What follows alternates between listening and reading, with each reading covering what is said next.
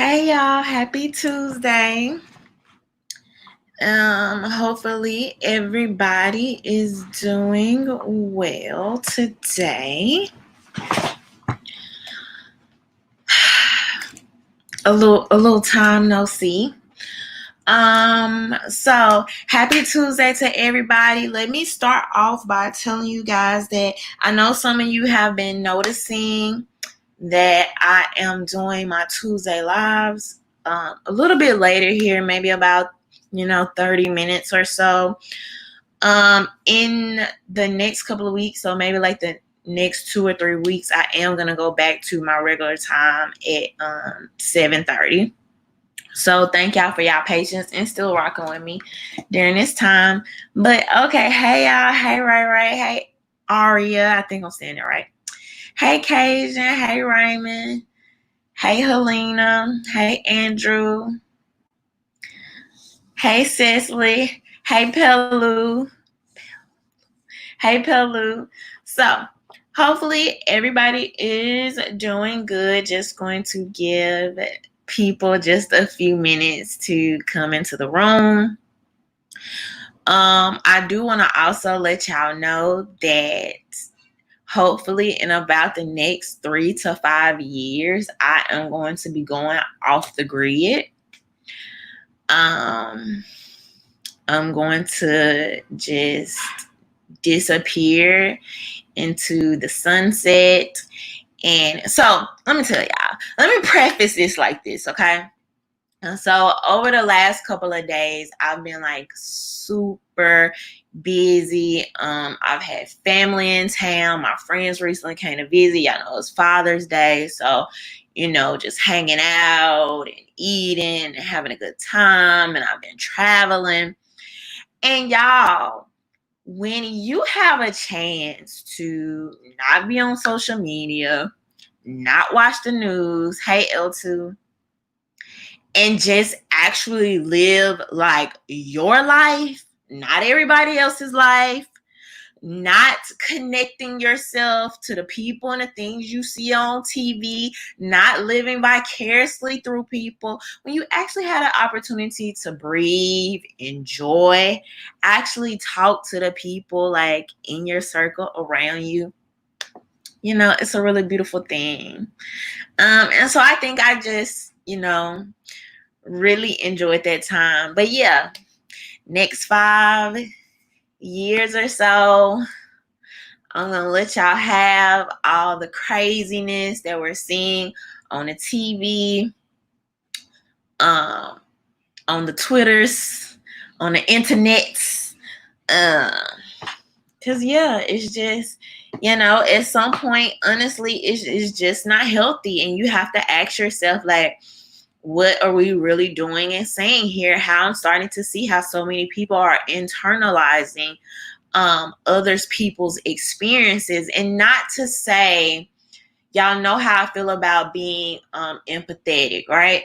So not to say, people aren't having experiences, and not to say, we can't feel empathy for them. But this trying to like let me give you a perfect example. This is probably a perfect example as it deals with me.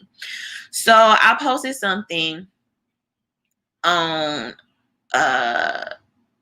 Instagram the other day. This was probably like a week or two ago, talking about black men. I think they use black men as a cover. I posted a video of Darren Seals, who was one of the original founders or one of the original people in Ferguson, actually discussing this. And so I think they use that as like a mask or cover for several reasons, right? To add the emotions to it, to get certain people on board for their true agenda and this and the other. But anyway, so some young lady comes onto my post and she's like, why do black men need to be championed anyway? She didn't say it like this, but I'm just imagining it like that and giving y'all a little oomph to tell the story. But anyway, and I'm thinking, first of all, it has nothing to actually do with what I'm talking about. Don't try to divert the conversation. I'm literally talking about them using that as a guise to carry out other agendas, right? So that's first. Second thing being, Miss Lady, I don't even know you. You don't know me. Not on a personal level, right? Y'all know I come on here, I talk about some of my opinions, ideas, principles. I tell you a little bit about my family background and things like this. However, I was basically saying, like, don't bring that gender war BS stuff to my page. Like, don't do it, okay? Granted, I understand, like I said, here comes the empathy, right? I understand people have had their different experiences. You may have had bad experiences with men, your dad, your whatever, okay? But what I'm not going to do is attach myself to y'all for some internet cool points. I'm not going to pretend to be somebody that I'm not for some fake internet solidarity. All right. My experience has been I had a freaking great, amazing grandfather that I miss dearly, that set the freaking tone for my family. An amazing dad that was a protector and a provider. My brother is freaking awesome. I just love him. He's so smart, a man of the community, and then my man. But we'll say that conversation for another day. But my point is, okay, I have been thankfully, right? Luckily, blessed, however you want to call it, privileged, whatever words you may want to use, to be surrounded by very protective, loving, caring gentlemen. That has been my actual experience. I am not going to throw my freaking family under the bus. And this comes to any freaking movement, agenda y'all want to have in the internet world. I'm not going to throw actual people I know and love. I'm not going to throw my experiences under the bus for a freaking fake solidarity with people I don't even know. I'm not going to attach myself to stuff y'all have been through. I'm not going to do it.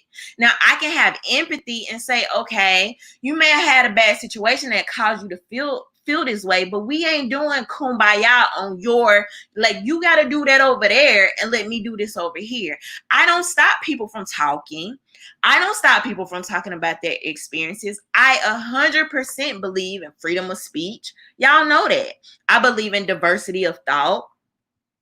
So you're free to say that. You're free to talk about it. But people are not going to throw the burdens of their lives on me. And how does that even how fake does that make me look to even know my situation and to come online and try to be somebody I'm not? For what reason do I have to do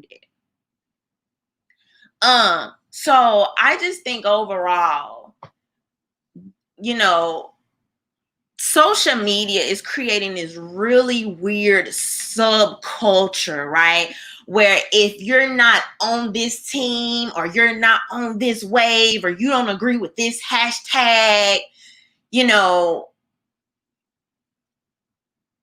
it's like, I don't even know. I don't even know what word I'm looking for. But I just can't rock like that. I'm generally, it's just a lot going on in the media. And then people steadily trying to project their life experiences on you. I don't like that. People thinking you're woke supposed to look like they're woke, instead of everybody having their own unique journeys based on their own unique experiences, their history, their background, their upbringing, their freaking religion, their whatever. Like, I can't. It's just too much fakeness, man. It's just too much fakeness. And you have the blue checks freaking leading the charge, and a lot of people not even realizing that they're being incentivized to do so. You know? And like I said, I only maybe have like maybe 3 to 5 years left in me to open people's eyes and help them see that. Because after that, I think it's going to be like, y'all can have the extraness and the hooping and hollering and ain't talking about nothing, and I'm gonna be moving on and doing the actual stuff that I really be doing in real life when I tell y'all this is what I'm doing, this is what I'm working on, this is what I'm working towards, and trying to get other people on board, right? Those skills, principles, actual freaking solutions to enhance your quality of life. Because what you can't do, and this is a very good lesson that my mom gave me like very early on, and she taught me, what you can't do is change other people. You can't. You cannot change other people. You can try to influence people. You can absolutely influence people by the way you live, by the way, the empathy you show, the way you communicate and things like this, but you absolutely cannot change people. And so one thing that I've really learned over time as I've gotten older is working on myself. And not only that, right? When you start to understand people and different personality types and be a good listener and work on your communication skills, I think it allows you to maneuver around a lot of situations as well. And so, I mean, hey Deborah, hey O'Shea Lennox, hey to everybody coming in the room. But Southeast Dusty said, right, yo woke ain't my woke. And it's like everybody's racing to the freaking finish line to be the wokest. And I just like, it's no room for it to be, it's no room to be individuals. Because if you not at this mark towards the finish line of wokeness, like, you literally have J. Cole, who is one of the most like well-known rappers right now. This man has built a woke career, and yet it's still not woke enough. And people out here trying to cancel him before canceling 6ix9ine. And this man literally freaking celebrating with champagne bottles about being number one on the top of the charts. And I don't even have to go into like all the allegations and his freaking criminal history and this and the other. So what's really going on? I just, at some point, we living in the matrix. Like, what's really happening here? So I can't do the woke Olympics. Pro Style said the woke Olympics. I can't do it. I can't keep up. Like, you be off Twitter for one day, you behind the times. So but anyway, so let me tell y'all this quick little story. So I went into Walmart this morning, and like, I saw all these people lining up outside, had the mask on. I see all these older people, but I don't think anything about it, because usually I think that's the time older people generally go do their shopping. So I was there. It was like 6:00 in the morning, and I'm walking into Walmart, and it's two greeters like towards the door, man and a woman. And I see the woman pointing at me and saying something, but I don't really know what she's saying. So I kind of turn around, like, because you like pointing and saying something towards me. And the guy says, like, come here. Like, first of all, I hate that. Like, don't do like this to me. Like, I don't, like, what does that mean, especially when I don't know you. Like, don't come near me. And so he did that, and I like turned around and I just looked, and I stood there like, what's up? And he was like, you're not old enough to be in here right now. And I'm like, what? And he's like, yeah, this shopping time is for the older people, like the senior citizens. I was like, look, sir, first of all, y'all close early at night. I was like, I have to come in here and get something quickly. It's an emergency. I need to get some locks before I catch this plane. I'm going to be right in and right out. He's like, oh, I guess. Go ahead. So I get on Twitter and I'm like, Walmart, like, are y'all really discriminating against me right now? Like, is that what we're really doing? Do y'all want this lawsuit on y'all head? Because honestly, you didn't even ask me how I identify. You don't even know. You don't even know that really deep down in my soul, I'm a 65-year-old unicorn. So do y'all really want to catch this lawsuit? I'm just really sitting here thinking how even odd that is, right? So I can see you putting it out in the atmosphere like, oh, we should give the senior citizens a chance to, reap the benefits of coming in here early, getting in and getting out. But to actually stop me walking in a store, like you taking this rule that close to heart, I'm like, is this, how much longer we have to do this? It's just too much. And then honestly, I just even thinking about how ridiculous that even sounds on the surface level. Like, you can't be in here, even though I don't know what you need. It could be an emergency. You could be going to the pharmacy. You could be whatever. We're already closing everything. So we're making it less accessible to you.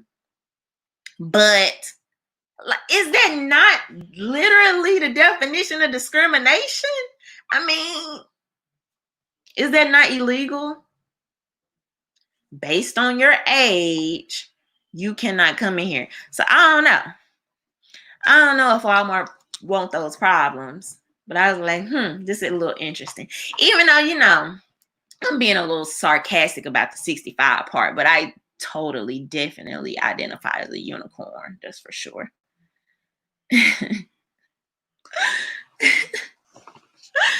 But yeah, so hopefully, I don't know, it's kind of weird because I see so many people just moving back kind of like into regular normal life, and you have other people who are still like COVID. And the interesting thing, I was just talking to my friend about this today, as a matter of fact, because after I left Walmart, first of all, and I posted this on Instagram as well, a lot of the Walmart stores are testing, like doing away with cashiers, right? So not only does that really hurt jobs, and it's really gonna, all y'all who was like, oh, Walmart needs to pay $15 an hour minimum and have never fully thought about the adverse effects of that. Hopefully you're going to see now when everybody's in line doing their self-checkout and they're having to get rid of thousands of employees all across the country while we're literally in the midst of a depression. I've been telling y'all for however long I've been on here now, the robots are coming. But anyway, so I was talking to my friend, and I was saying how it's crazy how even corporations can kind of set the tone for the way the country is moving without even getting politics involved. And why I said that is because this particular Walmart, it's cashless. It's cashless right now. And so it doesn't necessarily have to be a governor or a mayor or a president. It could be other companies saying, well, Walmart is being cashless. mama and pop store, you not trying to keep us as safe as Walmart.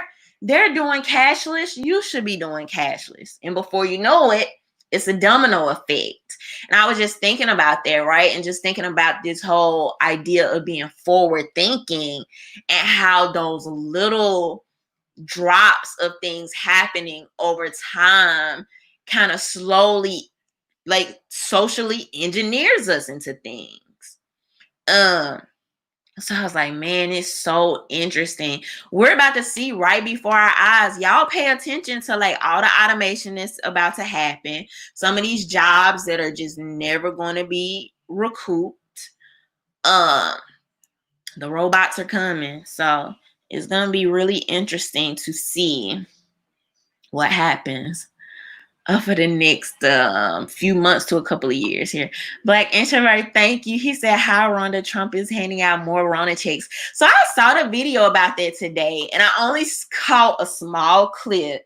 So I'm going to just try to go back and find more information before I just give my thoughts on that. But yeah, I heard about that. Ray said, they're stripping our communities, big old transfer of wealth.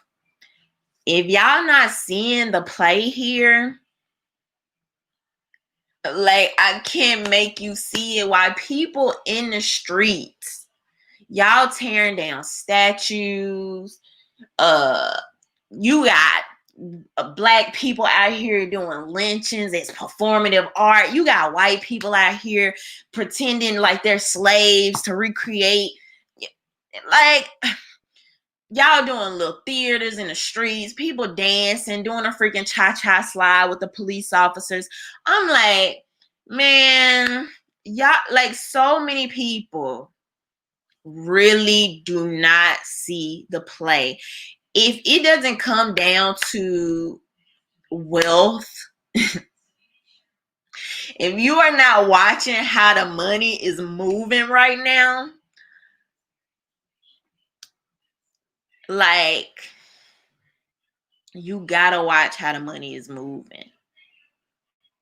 You have to watch how the money is moving, and you're not gonna see it behind hashtags and the viral moments. And, you know, the chances of your favorite blue check talking about it is slim to none. Getting you to focus on the actual things that would matter and possibly add to your quality of life, you're going to be hell-bent to find them talking about. I mean, it's just, you know. Cecily said, so how will you prepare for that, the automation? So a couple of things. And I think I actually posted this on Twitter. So I'm trying to remember. Not Twitter, Instagram. So I'm trying to remember the 3 things I said. I gave 3 solutions to combating automation. One was, let me see if I can actually find it because I'd rather read it. One, either you'll try to incentivize these companies to continue hiring people in your neighborhood, right? So a lot of people don't want to hear that. They don't want to hear about the tax breaks, right? But what's going to bring somebody with millions, billions of dollars like a Walmart? Why do they have to choose your community to give those hundreds of people jobs, right? So one of the ways is to work with these companies to try to incentivize them. Hey, if we give you a break here, can you hire X amount of people? Can we agree, if we allow your company to come in our community, will you hire X amount of people? So that's one solution. Some people ain't gonna like that because Walmart got money. Okay, cool. You don't like that solution? Boot them out. Boot them out. You don't have to have Walmart in your community. Don't support them. Run them out. Like I think AOC was trying to do Amazon not long ago in New York. You don't have to support them. What you can do, you can support local businesses, right? However, And also a good reason to support local businesses is because sometimes local businesses don't have the money and the resources to automate as quickly as a Walmart, right? So it kind of slows that process down a little bit. But the other catch is that most of your local businesses are not going to be able to afford to also pay you that $15 or as much as a corporation might. So you have some things you have to kind of weigh your pros and cons here. And the third thing is to focus on skills and trades. Um, I think with my generation and even the generation that's coming behind us, a lot of these younger people are being duped into thinking, oh, go get this gender studies or African American studies degree. And it may work if you end up being a blue check and your job is to write think pieces, or for you get some kind of clout and you're able to go do segments on CNN, and I'm sure I'm being a little sarcastic here, I'm sure there's some other jobs, you could be a teacher or all these other things. However, my point is, I think a lot of us have been duped into thinking some of these degrees are going to lead to lavish jobs, and it just has not been the case. And so getting back into some of those trades and skills, you're always going to need those things. You're always going to need skills. If Corona hasn't taught us anything, it should have taught us that, right? Like, think about all the people that have made so much money just making masks right now, filling that gap, using their hands, using a craft, making something that people actually need in that moment. Even my brother-in-law is a welder. He makes really good money welding, a lot more money than a lot of people that have, degrees. Those 4-year degrees. So those are the things to think about. Those are the top 3 solutions that just came to my head easily. But you're gonna have trade-offs. You're gonna have pros and cons. With each one. But I definitely think, getting some of these kids, especially these young boys, back into trades and skills, especially, ones who particularly may not feel like college is for them, may not be able to afford college, things like that, is a good way to help them get upward mobility. Honestly, I've seen it, with my own eyes. So don't sleep on the plumbers and the welders and the farmers and electricians and mechanics. And Black Introvert said entrepreneurship is the way. And that was kind of like with my second solution too, right? Like either working for those small local businesses or creating your own. But yeah, that was a good question. Thank you for that. But all right, y'all. So I'm a little bit off the cuff tonight. Let's jump into this first topic. I just thought this was super interesting. So y'all know I'm highly skeptical about the media in general. Maybe a little bit of a skeptist. And so I know y'all have already heard about the story with Bubba, the NASCAR driver. To my understanding, I'm thinking he's like the only Black NASCAR driver. I think that was the understanding I got from that currently. And so there was originally, the original story we got was there was this noose hanging in his garage, and this comes after he had been protesting to get the Confederate flag removed from NASCAR, right? And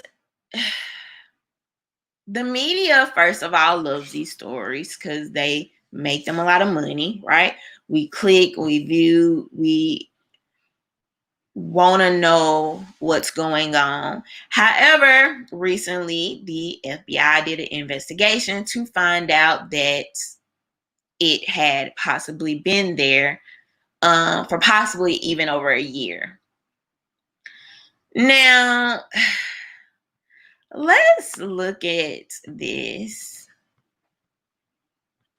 Because I want y'all to see what he originally said and tell y'all my initial thoughts about this.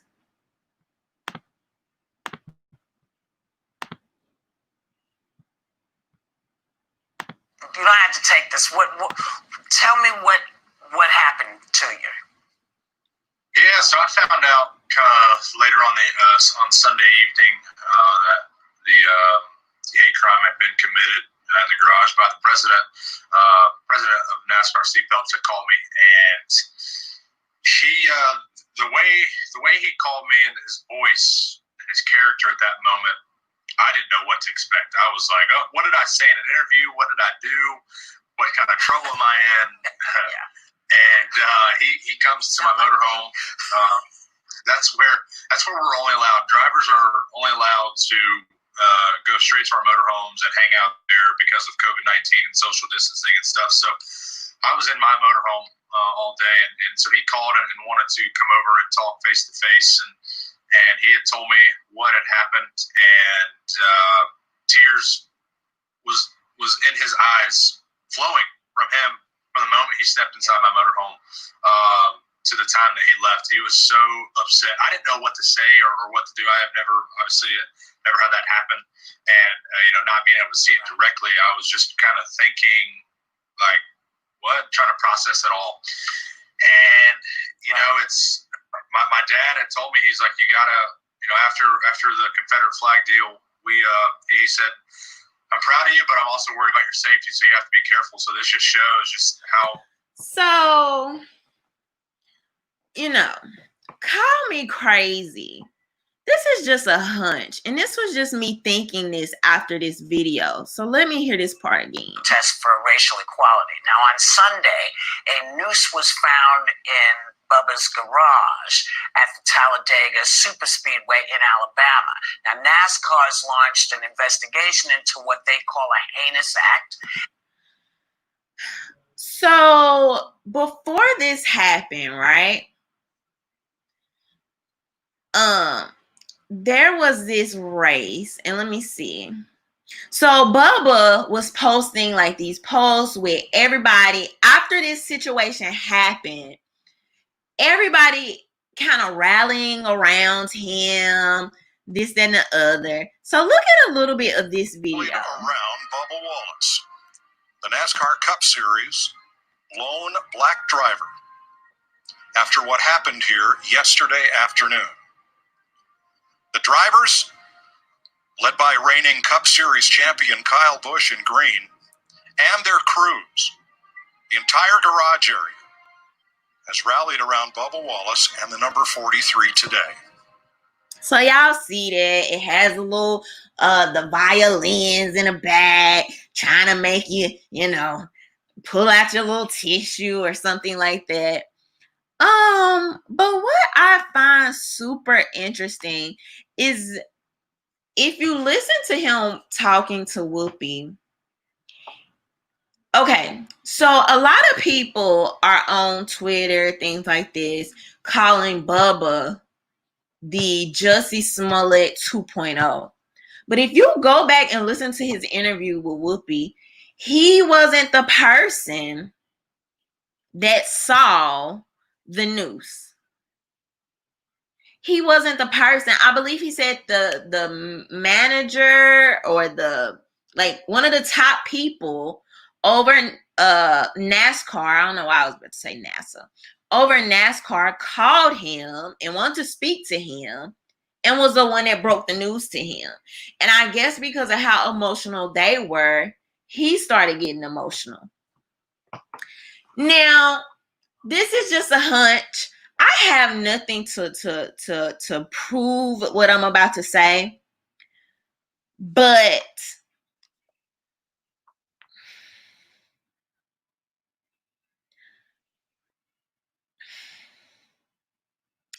with all the money and the head waves and the social justice parades that have been going on, you have all of these corporations coming out. Now everybody wants to celebrate Juneteenth. Now everybody knows what Juneteenth is. You have people coming out in their freaking kente cloth. You have everybody blacking out their Twitter. You have everybody coming out with their hashtag "We Stand With You" taglines. I'm like, was somebody in the NASCAR franchise trying to project this man into some type of hero by putting a little bit more steam behind his story? I don't put that past them.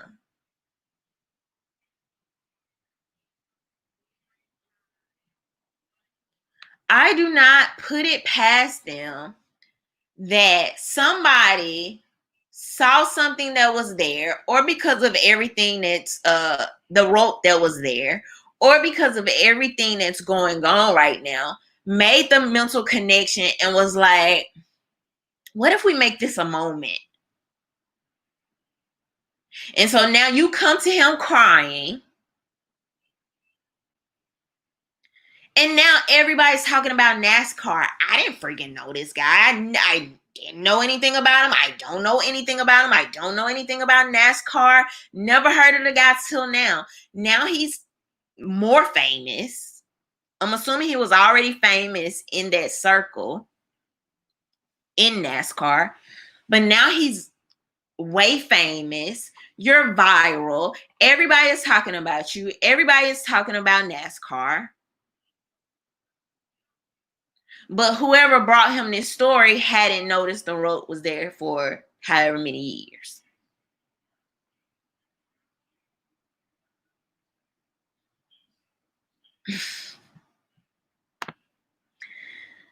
I mean, are we too out there to think this, Southeast? Like, it's so I mean, the fact that he wasn't the one to see it and somebody brought it to him is what just, I don't know. It's just not sitting right with me. The story is really odd. It's just a really odd story. Southeast Dusty said NASCAR is trying to gain a black audience. They know blacks are consumers and will spend. I mean, just think about, because now everybody's freaking interested. Now everybody's going to be, especially if the FBI hadn't came out and said this, even more so. Think about all the people that was going to be pulling for him, rooting for him. It's like coming back from the bad story type vibe. Southeast Dusty said the rope is meant to bring down the door. And another thing, right? We haven't seen any pictures or videos, like all this technology. Like, I want to see what it looks like. I've only seen words. I haven't seen any pictures of the garage, nothing. That's another thing that I found odd. I'm like, if the FBI is coming out and saying this and people are finding it to be true, leak a freaking picture. Like, let us know. That's the most simple way to dispel any naysay. Just leak a freaking picture and be like, oh, this is what it looks like. And then a lot of more people will be comfortable feeling like, because I guess some people feel like the FBI is lying. I mean, they could be. But I'm just so skeptical of the media, the timing. I just don't see that. And just knowing how these businesses move and knowing it's always a money motive, I don't see why the FBI wouldn't have a reason to follow up on that. Like, just leak a picture. Boom. Easy, simple. We done with it. People see the picture. Oh, that looks like it pulls down the garage. Or, because even when you read the articles, it's just a noose was hanging. The rope was hanging. We're literally in the digital era. We see everything else. So even them not leaking it or nobody leaking that information just makes it even more, that much more odd to me.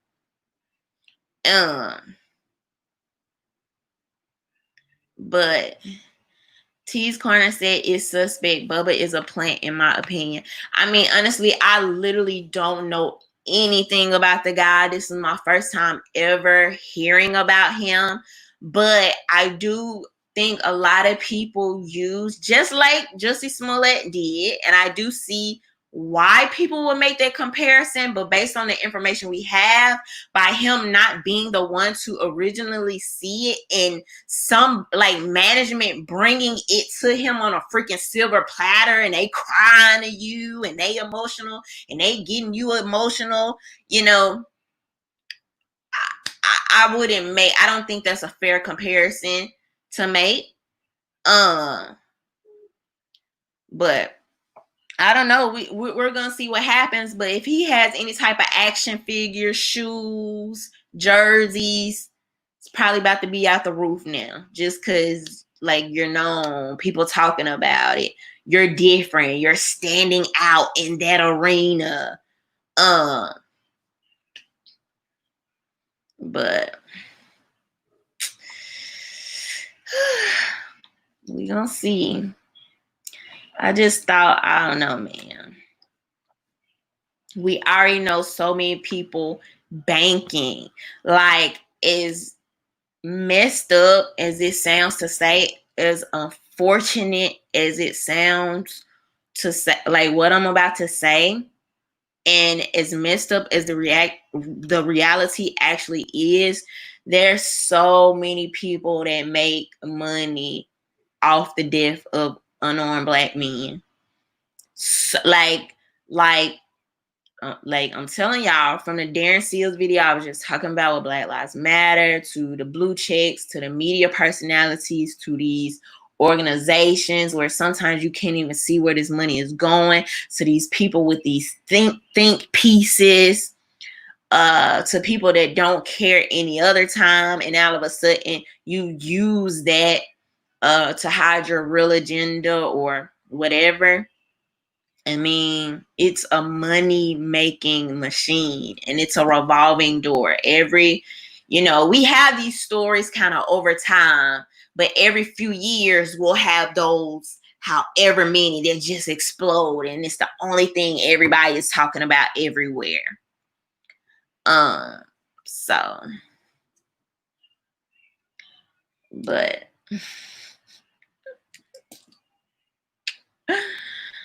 so, why are we talking about this?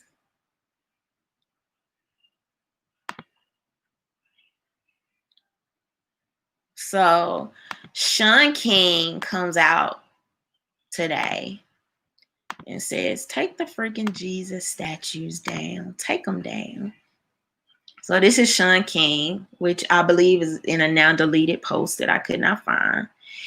He said, yes, I think the statues of the white European they claim is Jesus should also come down.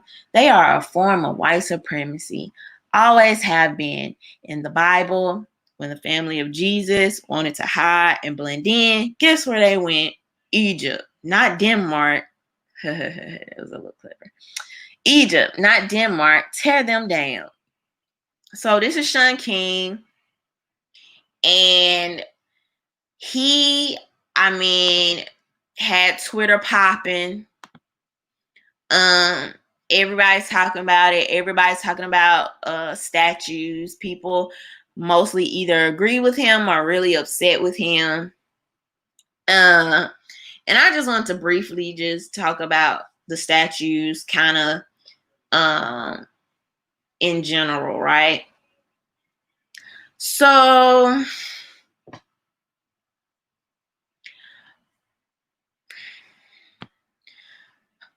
my biggest thing, okay. So let me start with saying this. I don't care about Jesus statues. I don't, okay? Somebody made a point the other day because I was talking about how weirded out I was by this black guy doing this performative art, acting like he was being lynched in the middle of the street while people were driving by for some type of shock value or whatever the case may be. And why I find that odd, because who is your target audience? First of all, most Black people, I'm sure, already know some of the history of lynching. Do they constantly need to be reminded to that grotesque of detail? I mean, that would be based on your personal opinion. However, it's odd to me to think that if you would actually believe that a actual racist white person would give a crap because you're pretending to lynch yourself. If anything, it will probably make them smile or giggle a little bit. So I just think it's odd. Who is your audience? Who, like, does a racist actually care about that? So what point are you trying to prove or get? And maybe, I don't know, maybe if I was to read what the artist has to say or whatever, maybe I could kind of get it, but just off the face value, I don't, right? So I was making this point.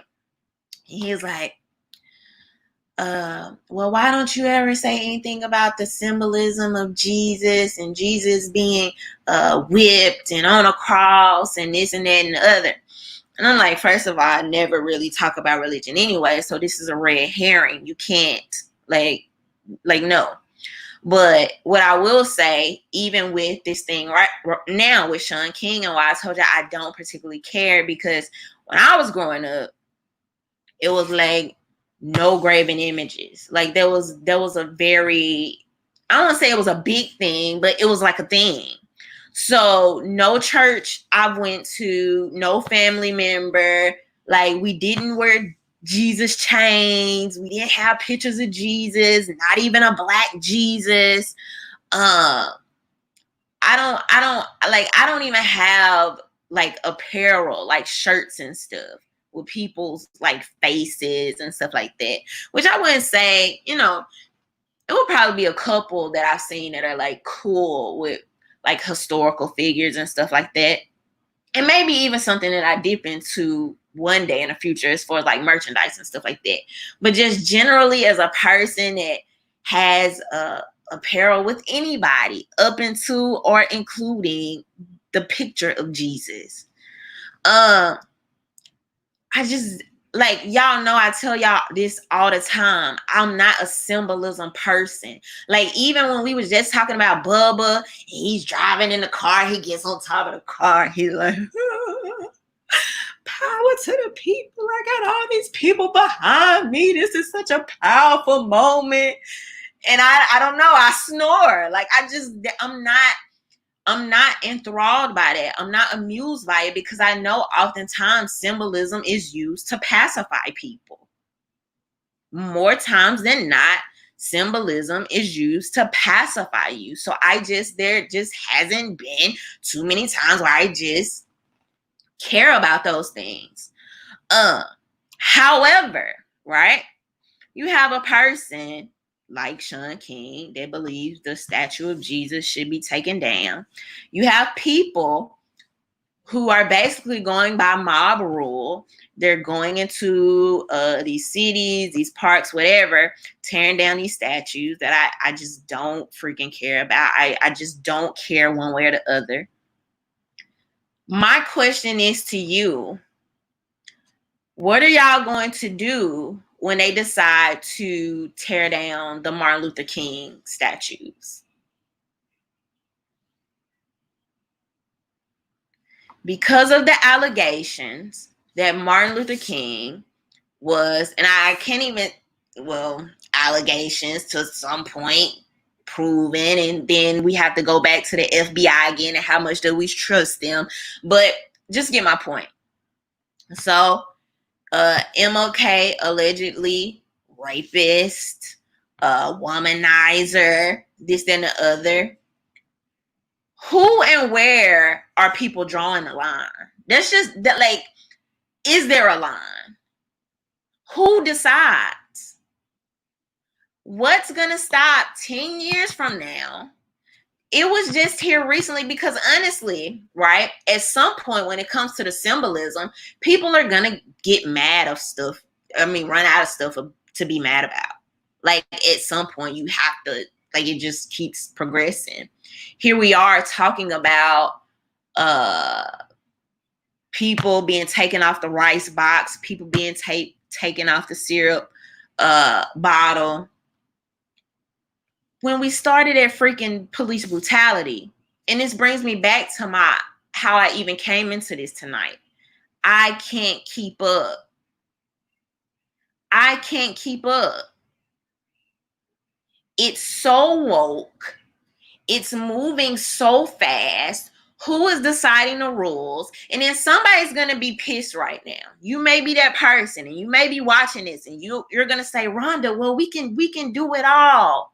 We can focus on everything. We can talk about police brutality and taking freaking Aunt Jemima off the syrup bottle. Well, can you? Can you really? Because did we not just have these same conversations about police brutality in 2014, 2016, 2012?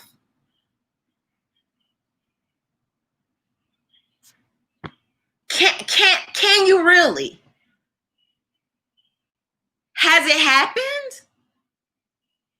And so once again, I told people early on when these protests first started, I said they are going to run with the narrative. Y'all going to be, and you know, hey, who am I? But I said they're going to have you fighting over hashtags. They're going to have you fighting over things that, like, okay, cool. If you feel like your cause in life, right?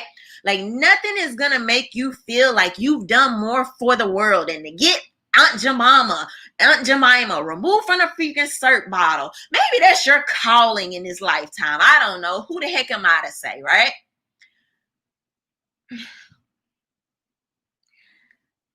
But the narrative switch happens every time. Every single time they pull the rug right from under people's feet. The news media is talking more. Everybody on social media talking more about freaking Aunt Jemima than the actual Senate hearings. Like, I feel like I'm in the Matrix. People are talking more about statues coming down than the actual Senate hearings. So can you really focus on one thing, more than one thing at a time? Are you only focusing on what the news tells you is important? I've been very upfront and upcoming about the things that I care about. Things that actually add to your quality of life. I want to see people have better education. I want to see people not be killed by state agents that are being funded through tax-paying dollars. I want to see people be able to work and move about and live freely. Those founding fathers that a lot of y'all, some of y'all watching right now, like to stand because y'all kind of fake like some of the principles of freedom. Y'all vicariously live through them. You think they were so cool and so rad and just doing what the heck they wanted to do. And now we getting pulled over for, you got too much tea on your window. You can't grow this plant in your backyard. You can't do this within this city limits. So that's what I want to see, right? And so when I talk about these things, I'm very laser focused because people, stop letting people give you your narrative. Nobody can give me my narrative anymore. Nobody. Entertainers are not leaders. We are. They do not have the same interest that I have. They're not giving me my narrative. Because if the media is giving you your narrative, every single time they're going to switch it. Because it's like a roller coaster. It's fun for them. It makes them money. And now, before you know it, we're talking about statues and we're talking about cert bottles. And nobody is talking about ending qualified immunity anymore. If you've noticed, this is how good they are, y'all, at the social programming. It's like, I'm like amazed. I'm blown away. I don't even see people talking about defunding the police anymore. Like, just that quick. You're going to you may see it a little drizzle and a little drizzle here. But a couple weeks ago, everybody was on it. That's what everybody was talking about. Everything on Twitter, everything on social media. Defund the police, defund the police, defund the police, defund the police. See, some of y'all don't even know that the media and the politicians and the police are running a circle, working together. They changed the narrative so freaking quick that all you saw after defund the police was just random videos. And the crazy part about it, you're not even seeing them now. It's not even being talked about. They did it just enough to throw it into y'all psyche. Right after the defund the police conversation, you started seeing all these videos last week and a week before of just randomly Black women in their neighborhoods, walking, being around friends, whatever, and these men doing these very Black men doing very violent acts, right? I think a woman got thrown in the trash can. I think I can't even remember. It's like information overload. But if you're on Twitter, you know exactly what I'm talking about. And people don't I need people to understand they gatekeep the algorithms and decide what y'all see and don't see. So what they said is, oh yeah, we're going to let them hashtag defund the police. We're going to let them think they want to defund the police. And immediately they put right back in your psyche why you need the police. And now people are barely saying that anymore.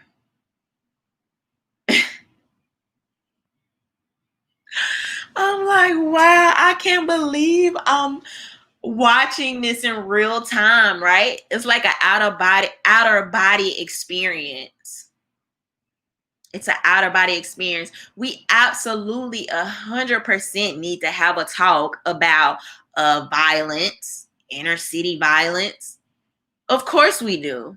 That's why I promote you get a gun, carry a gun, train, work on your situational awareness. The police show up to do the report more times than not. And so to some extent, yes, you should hopefully be working to prepare yourself to be your first responder. However, that does not mean that we can also continue having this conversation about the police that are literally funded through tax-paying citizens and uphold an oath that my freaking neighbor down the road that has the beef with me does not. So yes, two very important conversations, and I want people to be prepared to handle both. Whether that be preparing to protect yourself and also knowing the law and knowing your rights as a citizen. Savage Donald Trump said, co-founder of Black Lives Matter says she's a trained Marxist. I haven't even seen it. Like, I thank you though, but I don't super keep up with Black Lives Matter now just because I know, like, the whole play behind it.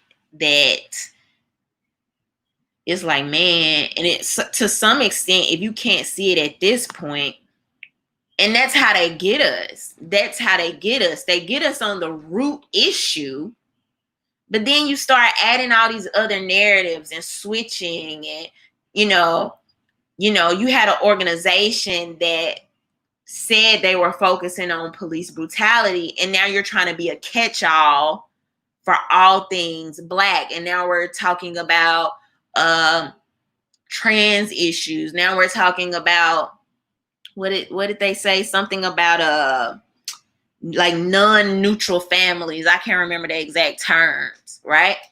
And hey, like, your organization is your organization, but when you're masking that behind very catchy phrases and hashtags, it gets confusing. And then we as the viewer, we're sitting home watching TV, and we get emotionally captivated by the perceived or initial projected message, and that's not always what it is. And so, in my opinion, that's one of the reasons why a lot of people started jumping off or never got onto the whole Black Lives Matter bandwagon, because it's now like, so what's y'all actual message? What's your actual vision? What do you actually do? Most non-profit organizations are very specific, right? They have a niche for, this is who we are, this is what we do. And when Black Lives Matter started dipping in these other pots and jumping on these other movements, I think at one point they were jumping on the whole immigrant, immigrant train. It's like, what is this? We don't even know what we're supporting at this time. Is this just a catch-all for all things like progressive? And so that's one of the points where they just really, like, I don't know, messed up to me. And then Jupiter Black said, Black Lives Matter is a feminist movement. Right. That's another thing. So it's just all over the place. Too many pots. We went from literally talking about police brutality to everything else. And I'm like, I just can't support the actual organization. Like, I just can't do that. And I remember, I think when it first really, really hit me, I don't know if y'all remember, but this was a couple of years ago because it, if you're going to do political activism, I think it would be helpful for people to be very specific about what they want to see, right? So at some point, because people were asking Black Lives Matter, like what the heck do y'all even want? Like what can we do to satisfy y'all? And I think they made a list of like 10 things, y'all. I can't even remember what was on the list. But when I say it was the most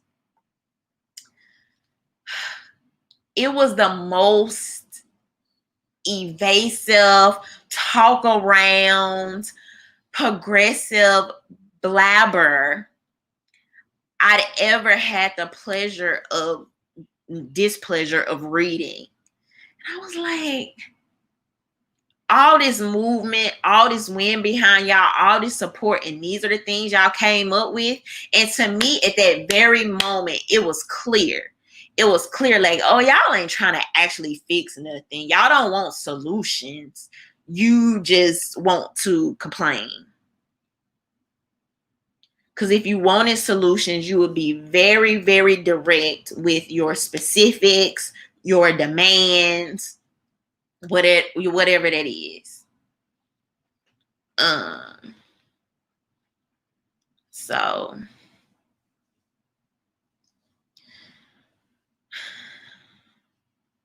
Exactly. Jupiter Black said it's an adolescent movement with no specific tangible objective other than anarchy. No specific tangible objective that I've seen. And so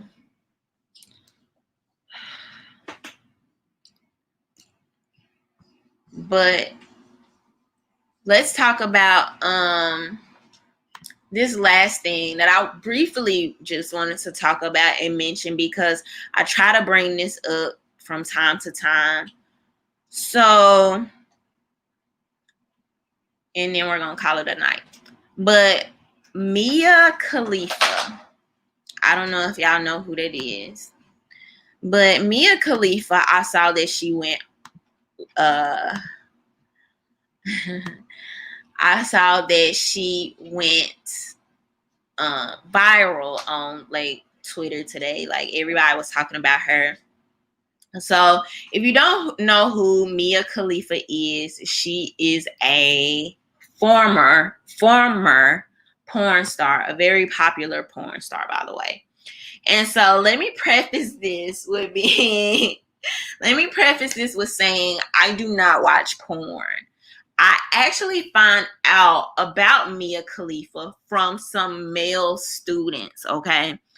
One day I heard a group of guys talking. No, I was actually working with some kids, and it's just kids, they be too much sometimes, and I have to remind them, like, I'm not y'all little friend. But anyway, we were playing hangman, y'all. They so petty. We were playing hangman, and I let like one of the little boys, do hangman on the board, y'all, and he like puts the blanks up there, and before I'm dumbfounded, I'm trying to figure it out, and one of the other little boys says Mia Khalifa, and they all just burst out laughing. And the little boy that was putting it on the board, he was like, man, y'all nasty like that. And he erases the board. And I was like, I was like, let me find out y'all talking about something y'all shouldn't be talking about, and y'all gonna be in some real trouble. So of course me, I'm nosy, I'm curious, and I'm still not thinking they taking it this far, So I go look it up, and I'm like, these kids something else. But anyway, so that's why I knew her name today when I saw her trending. So she did some type of like Snapchat, I think that's the app, Snapchat video, where just basically talking about like her recent experience in porn. And I think maybe like that's how, I can't remember exactly what it was, but saying, that's how people know her, and she's so sad about it, she tried to move on, something to that extent. I can't remember exactly what it was. But anyway, so she recently did an interview that I like a year ago, that I hadn't really just fully watched through. But in the interview, she opened up about how in her time in porn, she only made $12,000. She was in it for 3 months. I don't want to really just read this article. I'm just kind of giving y'all the overview. So she did something that was very controversial, which she did like this porn scene in a hijab. And that's when her career kind of took off. But she only did it for 3 months, and she wanted to move on to do a different career, but she's saying how it's kind of followed her. So it was this one part I wanted to read if I can find it. So it said, but Khalifa's interview also shined a light on the stigmas many adult film stars face. Khalifa posted a clip of her full interview with ABOT, and when she spoke about being recruited, I think that's an interesting word. recruited into the industry and the societal pressures which forced her to do it. Doing porn wasn't a conscious decision. I woke up one day and decided it would be fun, she tweeted. It was a systematic conditioning to make me feel like I wasn't worthy unless a man desired me that ultimately pushed me to do it.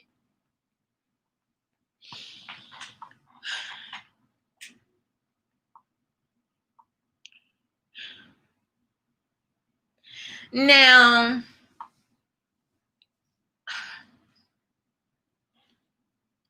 like I said, I haven't watched the video in full length to be able to just break down how she, completely got into the industry. But some of these words I find very interesting, especially considering the culture that we're in right now, right? So words like recruited, societal pressures, systematic conditioning, and she talks about how she didn't feel worthy unless a man desired her.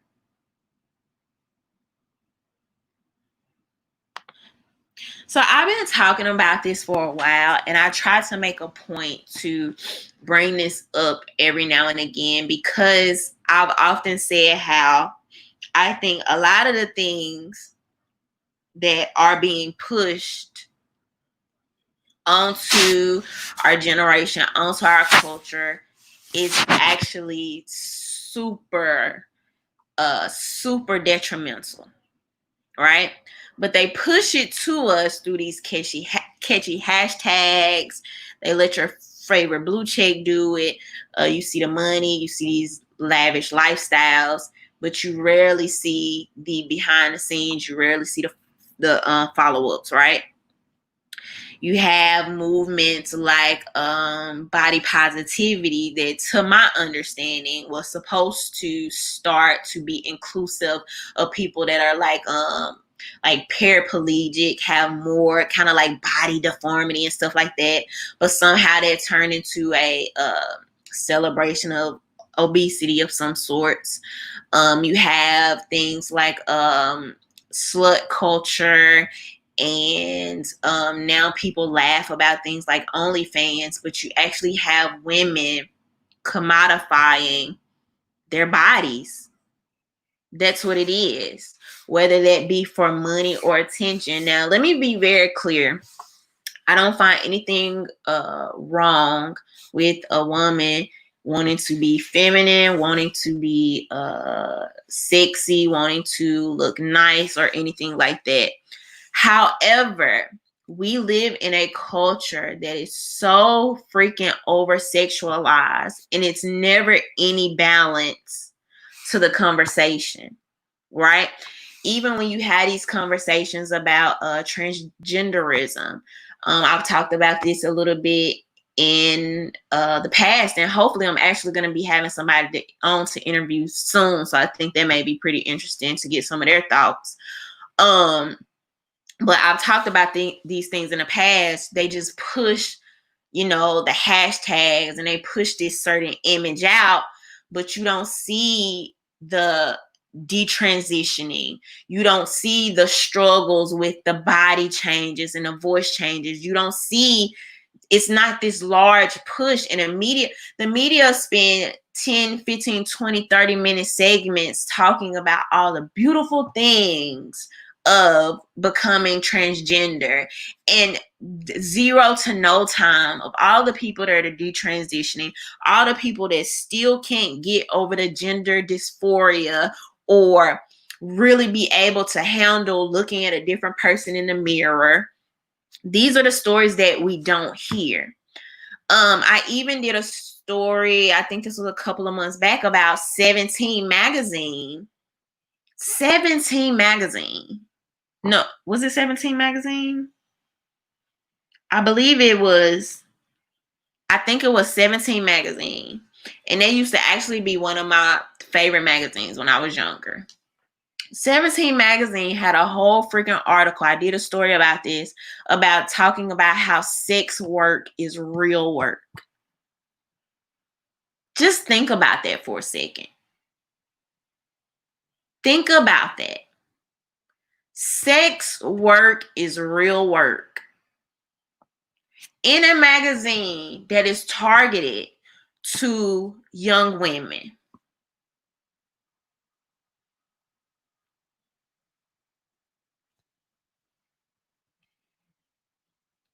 And in this article, they go on to basically say that's just as much as a career as being a freaking astronaut. I've always said, no 15, 14, 16-year-old girl. Well, I mean, you probably can't even say this in 2020. Okay, thank y'all. It was Teen Vogue. I'm sorry. It was Teen Vogue magazine. No 15, 16-year-old girl is waking up like, you know what? I think I want to be a porn star today. I think it'd be fun to do. That's not normal. It's not a normal thing, right? Most people that go into porn, and me even reading Mia Khalifa's thoughts confirms exactly what, like, she literally said this. Doing porn wasn't a conscious decision. I woke up one day and decided it would be fun. It was conditioning over time. And y'all don't think they're like doing that to these girls with these OnlyFans, making it all glamorous. Oh, look at all this money you'll make. And now you have this lady that's trying to get rid of this career. She's trying to move on. And it's hard for her to do so. The internet is forever.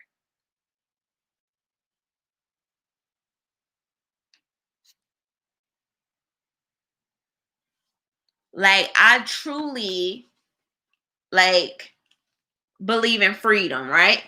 So if Mia Khalifa wakes up and she says, hey, I want to do porn. Okay.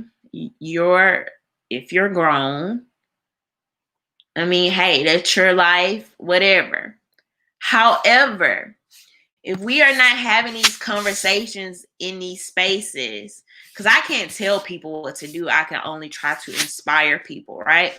A lot of people just want to outlaw and legislate. But if you are not inspiring people, you are missing the mark.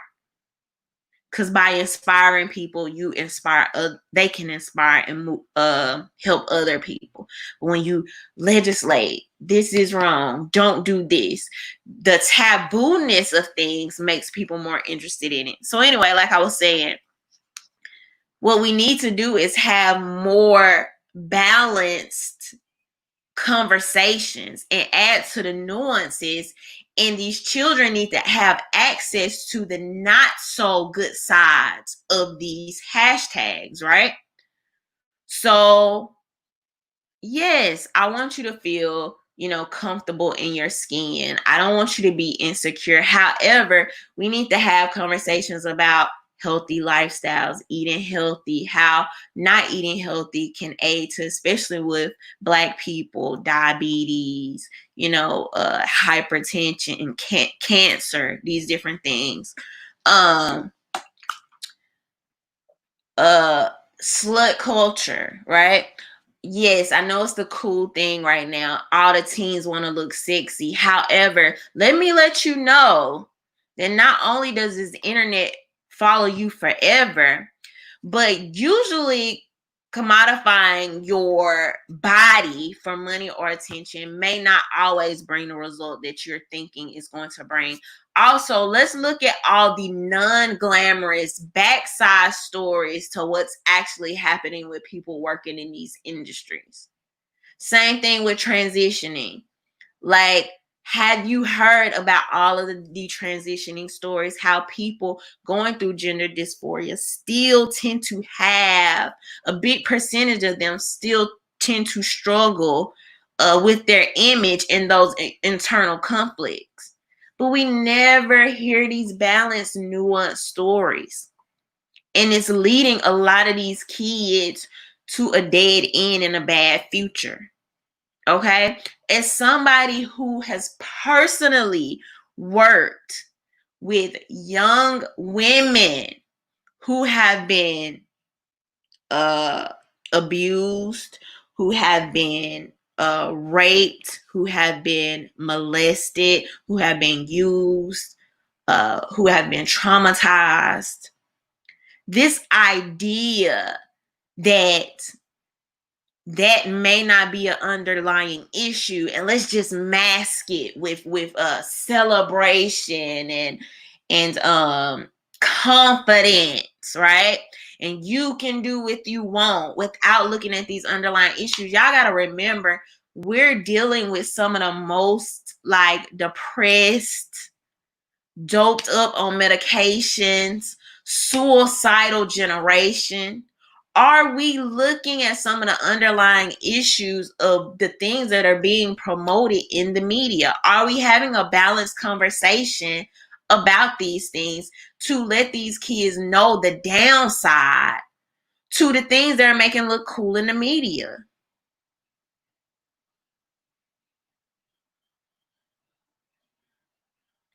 Everywhere you turn, these things are being celebrated. It's her story.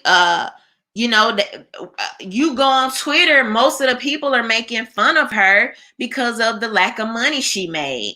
Why aren't we also equally having this conversation about, first of all, how hard it was for her trying to transition into a different career? Also, the toll that it's taking on her body and her mind trying to move past this. Why aren't these conversations equally as important?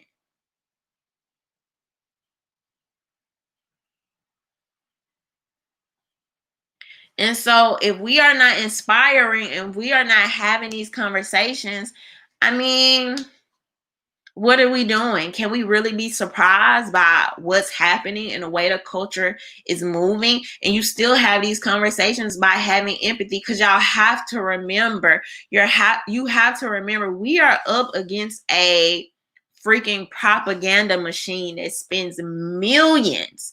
She literally said in her statement, it was systematic conditioning. Now, the systematic word is a little weird and tricky right now, right? Because of all the other things going on with police brutality and things like that. And that's usually when we're talking about those issues, right? But just the word conditioning, like this happened over time. Like I didn't just want to wake up and do this, but I was being basically shown by the world, whoever, that if I wanted to be worthy, I had to commodify my body for being. And at some point, you got these girls saying it ain't even for the man, it's for me. I mean, is it really?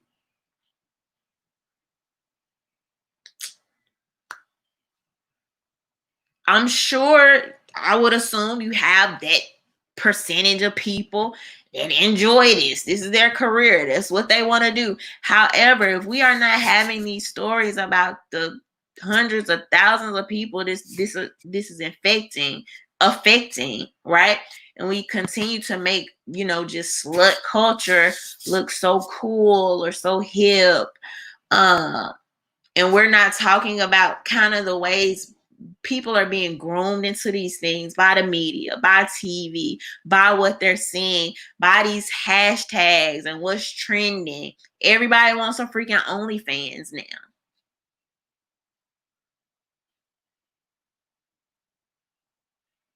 They've actually made it more cool and the thing to do to sell yourself as a product. And it's so funny. It's the funniest and most interesting part about it is that a lot of these women will call themselves feminists, right?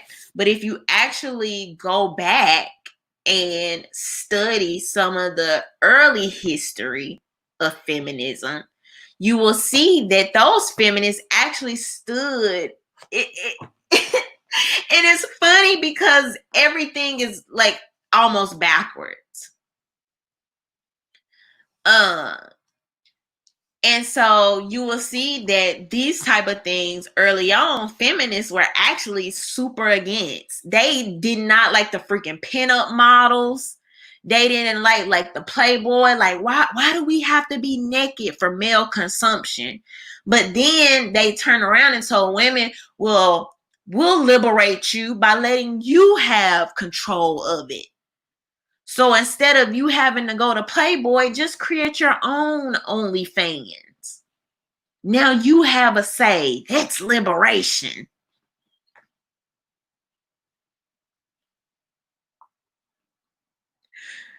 They have tricked people into not only accepting, but taking the charge of their own demise and putting it behind these cute slogans and hashtags.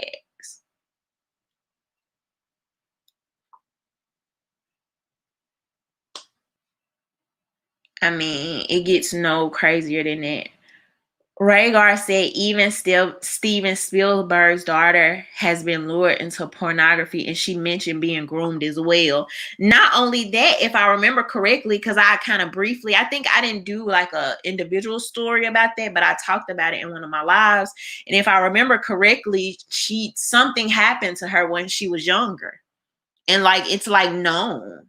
And people were just like, oh, okay, but liberation. Feminism, do your thing, girl. And I'm looking like, so you just gonna totally overlook. It's like we're acting like the solution to the underlying issue is pushing you further to what happened.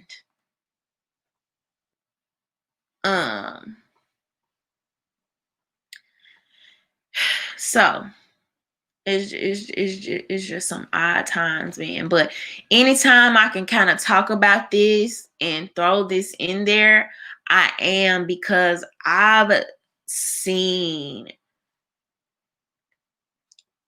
how the mind is so fragile.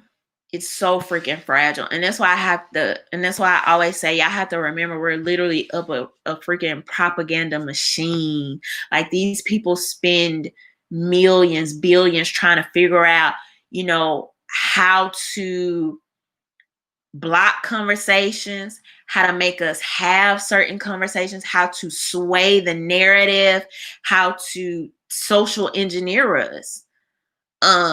And so when I can't have these conversations, I'm going to always throw it in there, just because I've seen the ugly side of this stuff. I've seen how women thinking they're going to turn their abuse into empowerment by doing those same things that was a part of their abuse. And I just have to say something, and I'm just gonna keep hitting this home, because I don't see many other people having this conversation.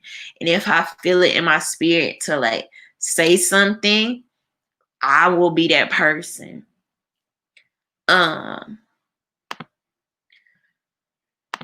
Because right now we're just being hit over the head with the over sexualized images, and people think that oh, like, you're trying to take something from me. You don't want me to be sexy. You don't want me to control my body. No, it's not that. What it is that we don't want you masking your pain, your hurt, your abuse, your possible manipulation behind that.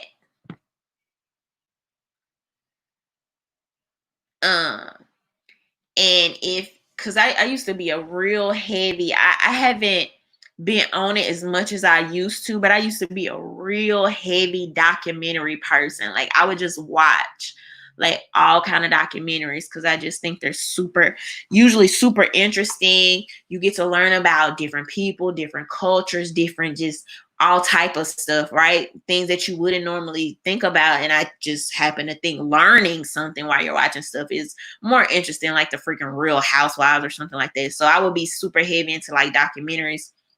And I will watch a couple where people would talk about like their, as they would leave the porn industry and how really messed up it is.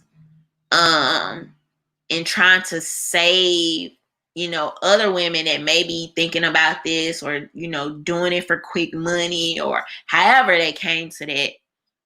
And those stories never go as far. They just never do. And we know why that is. We know why that is. Tassetti said, great topic, young lady. Thank you.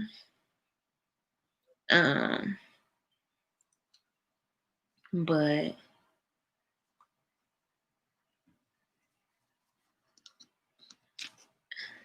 DJ Afronefi said, I love how they censor everything because of misinformation is unsafe and you'll go down a rabbit hole as if you can't fall down the rabbit hole of pornography and other things.